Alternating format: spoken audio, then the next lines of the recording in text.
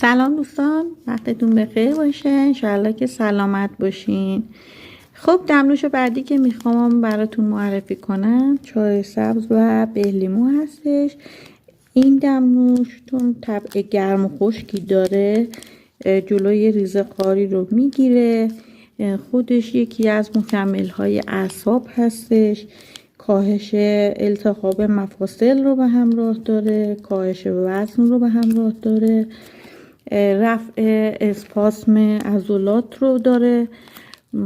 برای بلغمی ها خیلی خوبه. به همراه بالا به خالص اگر خورده بشه فوق‌العاده است. برای کسانی که درگیر زخم معده و مشکلات معده هستن هم عالیه. این دمنوش رو به مدت 10 دقیقه داخل آب جوشی که از قبل مونده و از سلاتم افتاده میذاریم و 10 دقیقه بعد نوش جان میکنیم. مرسی که من رو دیدین. لایکتون نره.